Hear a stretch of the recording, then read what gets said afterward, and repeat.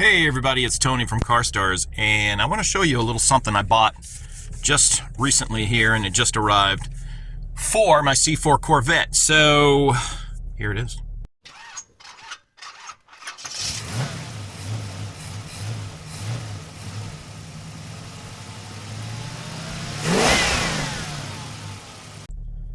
It's a little heads-up display. Now check it out. It's off right now, but it's hooked into the OBD2 port.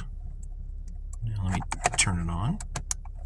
I've been driving around with it for a little while, and it's pretty cool. So why I got this is that originally for the C4, I was going to keep the original dash, just kind of this cluster part of it, and then I was going to put analog gauges into it.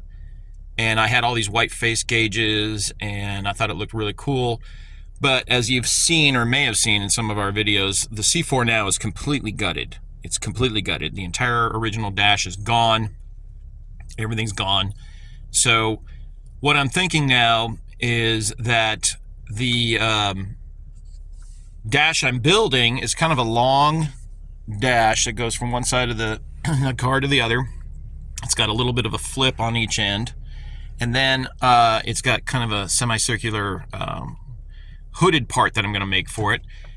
And so in there, where the main instruments were going to be, I was thinking, you know what, all I'm going to have there is a speedo and a tach. And then maybe off to the side, I'd have oil pressure, water temperature, that kind of stuff. But then I was thinking, what if I got one of these little OBD digital displays? How would that look in there? So I started searching for these displays on eBay and Amazon, and what I found was that there was a display like this.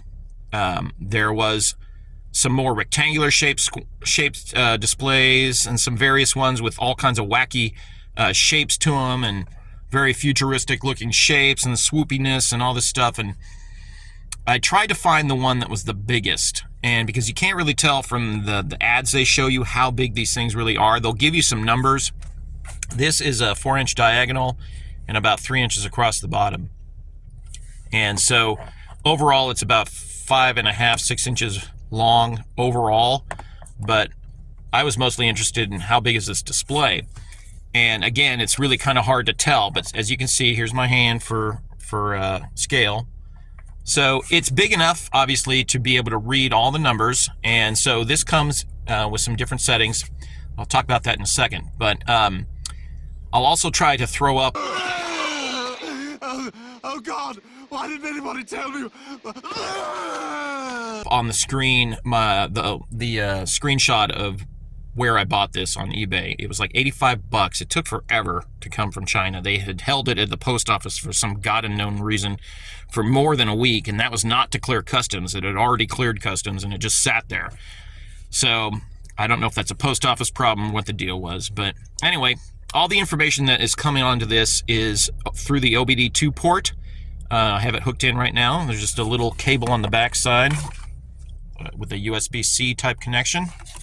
And then it goes into my OBD, which is down there. And it's got a pretty long cable, probably about 6-ish feet of cable. So you can kind of mount it anywhere. It comes with a little, like a little suction cup mount. You can mount it to your window, or you can mount it to your dash, and you can flex it around. Pretty cool. I saw some other ones. There's like kind of more of a race car style dash that kind of copies those very expensive digital race car dashes. But I didn't want to get one of those, even though they're bigger. There was two problems with those. I didn't like how there was basically a green, very kind of old school, old green background LCD look to it. And also you need to mount sensors for that one. It did not hook into the OBD port. I didn't like that. So the look and the requirement for the sensors, I didn't want that. There were other ones of these. There's another OBD one that is much cheaper, and it's more of a rectangular shape, and I think it's even bigger, but it doesn't have the variety of screen faces that this one has. So let's take a look at that. So you can just hit the little page button here, and if I can do this, And by the way, this is going to be the last video I ever shoot with this camera, because this phone camera sucks. And let me see here. Come here. There we go. Okay, so there's another face. I think it has 5 different versions. All right, so this is getting frustrating. So let's go with this one. This is probably the one I'll use. As you can see, it's got the tach, the temperature, although it doesn't give you an actual number. It's got the time, which you can set, RPMs, mileage, trip time, and the battery voltage. Oh, and direction facing. Now, supposedly, this has a built-in GPS for speed, so it can either read the speed coming off the OBD port or the speed from the GPS. Now, I don't know, there's got to be a way to set that, but I haven't figured it out yet. So right now it's saying my temperature is 203 degrees. I don't particularly believe that, because where is my temperature? It's over here. So I'm still running below half, so there's no way I'm at 203 degrees. So I don't think that's accurate. It's not reading accurate for some reason. But the tachometer seems to match up exactly, and the speed, you can actually adjust the speed to compensate. So if this thing is reading too high or too slow, you can actually compensate, hit an adjustment to compensate. And then there's this setting. So, as you can see right there, it says satellites. It's reading 5 satellites. I happen to be under cover right now, so I'm actually shocked it's reading any satellites. But, yeah, so like I said, then you've got this basically all information screen here. Oh, is this really reading oil temperature? Okay. So these are the different numbers that you can see here. So basically I want it just for this information, just for a tachometer and speed. That's really all I want it for. I'm going to have an actual oil pressure sensor and a water temperature at a minimum. So this one at least will give me my voltage, tach, and speed. So let's take it for a little run. Sorry about the glare. So I'm here in a church parking lot because I don't want to be caught by the man driving while using my non-hands-free device. But there is a bit of delay on the reaction from the display. So for example, look at the tach. Okay. So let's see the tachometer display here. So I'll put it in neutral. Right now it's reading what, 740-ish RPM. So if I rev it up, and it doesn't count smoothly, like it just jumps up automatically to 2 grand. So, and there's a bit of a delay. So let's see here. Oh, here's my tach. So let's see if we can do this. So as the tach's already reading down under 1,000, the display itself is still reading, higher than that. So there's a bit of a delay. So as you can see, my tach is reading about 800 RPM, and this one's reading about 730, 750, 740, whatever. So, and the speed, when I was taking it for a drive, the speed was pretty close, so I tried to adjust it with the adjustment. And you know what? I'm going to have to try to verify the speed with the GPS on my phone, and we'll see how well they match up. But as far as like speed on my dash compared to speed reading out on the digital display, they are pretty close. Of course, I would need 3 hands to be able to do that here right now. So, and the little meter across the top is your RPMs. So, and you can adjust the different colors, change the moods, as they say, and the color. You can change the outside color, and then you can change the tach color. I think these basic colors here will stay the same. So there's a little menu button right here. So you can change system settings, function settings, alarm settings, and performance test. And the only alarms that they have on this, I think, are the speed. So I wish they had attack alarm, but they don't. Let's see here. And the performance test is not an actual performance test like 0 to 60. It's like reading your OBD codes, which is actually kind of cool.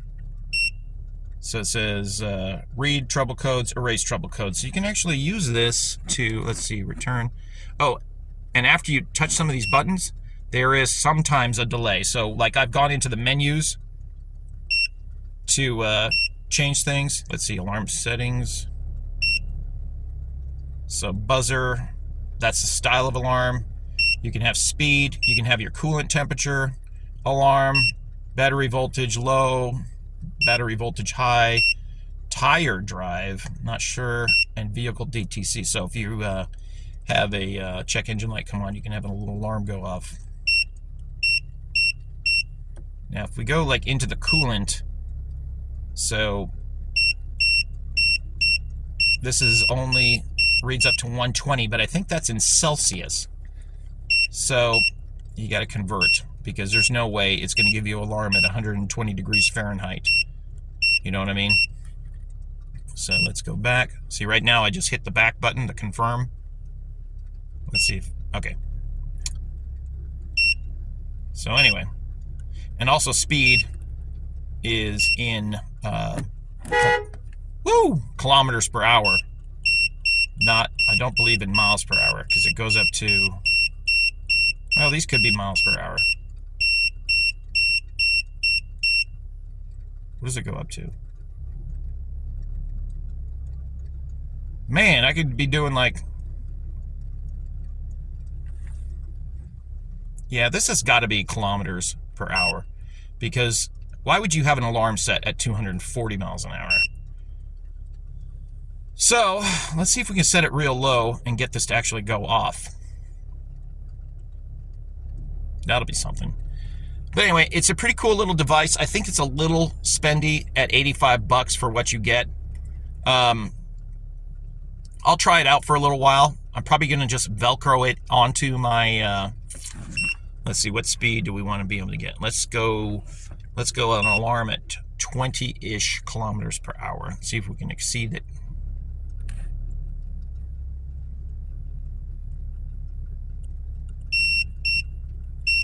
Okay, let's confirm it. Let's go back into it, confirmed. So it's at 20. Let's go back, Okay, so it's gonna reset itself. Let's see if we can actually get it to go off.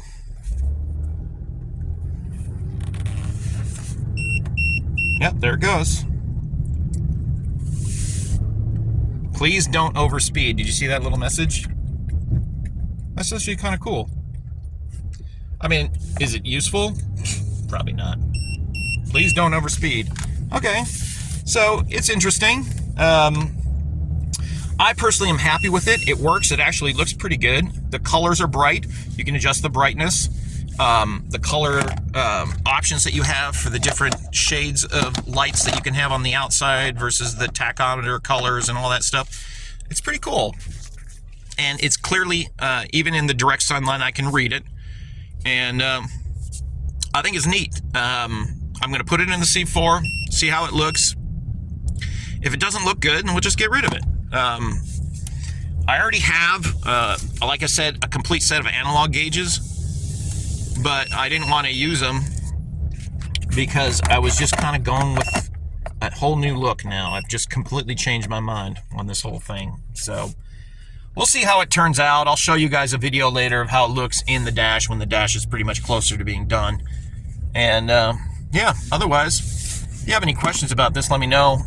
Check in the description for a link.